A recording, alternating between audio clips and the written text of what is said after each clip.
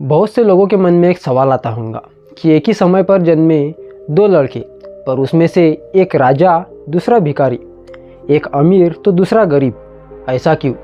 ऐसा ही एक सवाल एक राजा के मन में आता है। बहुत पुरानी बात है। एक बार एक राजा बहुत सोचता है, उसके मन में एक सवाल आता है कि एक ही समय पर बहुत से लोग जन्म लेते हैं, पर उसमें से कोई लोग ही राजा बनते हैं, कोई अमीर तो कोई गरीब, कोई राजा तो कोई भिखारी, ऐसा क्यों? तो राजा अपना ये सवाल अपने भरी सभा में डालते हैं। उसमें से बहुत से विद्वान लोग कहते हैं कि राजन, आपके इस सवाल का जवाब हम दे तो देंगे, पर आपको संतुष्ट नहीं कर पाएंगे। और उसी सभा में एक पंडित जी होते हैं, वो पंडित जी उस राजन से कहते हैं कि राजन, इस सवाल का जवाब हम तो आपको नहीं दे सकते, पर आप पास ही के जंगल में जाएंगे तो आपको वहाँ पर एक ब्राह्मण दिखेंगे जो आपको बहुत ही विचित्र स्थिति में दिखेंगे। आप उनसे आपका ये सवाल पूछ सकते हैं, वो आपको आपके सवाल का सही उत्तर जरूर देंगे, वो भी सही संतुष्टि के साथ। तब राजन अपने सवाल में बहुत अंदर चले गए थे, उन्हें अपने सवाल का जवाब जानना ही था। तो अपना घोड़ा निकालते हैं और घोड़े पे बैठ कर चले जाते हैं उस जंगल में। वो वहाँ पर बहुत ढूंढते हैं तो उन्हें एक ब्राह्मण दिखता है जो बड़े विचित्र अवस्था में था। उसने पास में ही एक आग जलाई थी, उसमें जो कोयले होते हैं वो गरम गरम कोयले वो खा रहा था।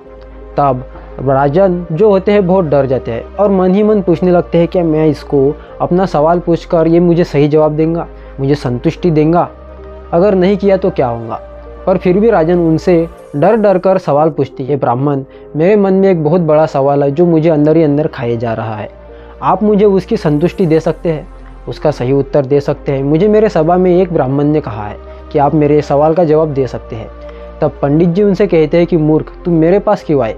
तुम्हारा सही जवाब मैं नहीं दे सकता, तुम्हें संतुष्ट मैं नहीं कर सकता। पास ही में एक दूसरा जंगल है, तुम वहाँ पर जाओ, वहाँ पर तुम्हें एक दूसरे ब्राह्मण दिखेंगे, वो तुम्हें संतुष्ट तो कर ही देंगे। तब राजन अपने सवाल को लेकर अपने तिजोरी में डालकर वहाँ से निकल जाते हैं और वहाँ पर पास ही के जंगल में और ढूंढने लगते हैं दूसरे पंडित जी को, दूसरे महाराज को। उन्हें वो महाराज नहीं दिखते और बहुत ढूंढने के बाद वो महाराज दिखे जाते हैं। वो भी बड़े विचित्र अवस्था में थे, वो अपने नाखून से अपनी चमड़ी निकाल कर खा रहे थे। तब राजन बहुत डर जाते हैं, मन ही मन पूछते हैं कि काश मैं इनको सवाल ना पूछूं तो ही सही, क्योंकि ये मुझे बड़े ही विचित्र दिख रहे हैं, खुद का मांस खा रहे हैं, मुझे भी खा लेंगे। पर फिर भी राजन अपने सवाल में इतने धंसे हुए थे कि उन्हें अपने सवाल का जवाब जानना ही था।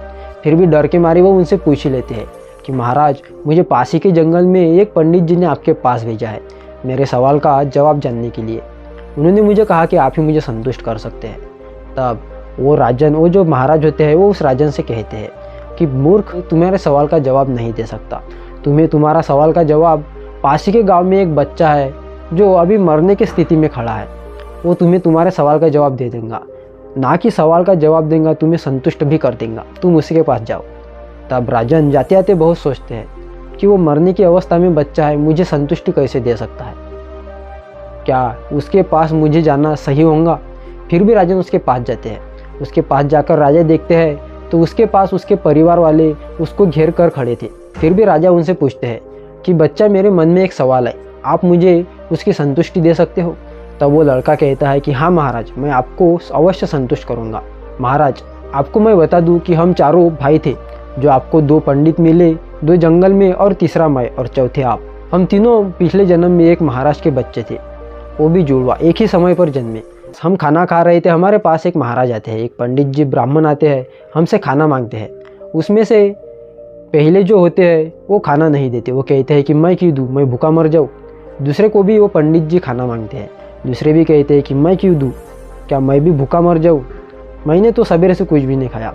और तीसरे से भी वो खाना मांगते हैं, तीसरा बच्चा मैं था, मैंने भी सोचा कि मैं खाना ना दूँ, पर वो अंतिम बार आपके पास आते हैं। आपसे जब मांगते हैं तो आप अपने घास में से घास निकाल कर उनको दे देते हैं और तब वो आपसे कहते हैं कि आपका भला हो। तो वो जन्म में हम तीनों तो बहुत अच्छे से रहे, पर अगले जन्म में जब हम तीनों का जन्म हुआ तो अलग अलग परिस्थिति में हुआ। आप राजा के घर में पैदा हुए और हम तीनों गरीब घर में भिखारी की तरह पैदा हुए, और यही आपका जवाब है। क्या आप इससे संतुष्ट हुए हैं? दोस्तों, कहते हैं ना कि गलत चाबी से तो एक ताला भी नहीं खुलता, तो गलत कामों से आपकी किस्मत कैसी खुलेंगी? इसीलिए हमेशा अच्छे काम करो, अपने मेहनत पर भरोसा रखो और हमेशा अच्छे मन से अच्छे ही कार्य करो। उम्मीद करता हूँ आपको ये कहानी पसंद आई होंगी। ऐसे वीडियोस देखने के लिए चैनल को सब्सक्राइब जरूर करें और हमेशा की तरह इस बार भी आपसे वही कहूँगा कि ऐसा करो काम कि सुनहरे अक्षरों में लिखा जाए आपका नाम।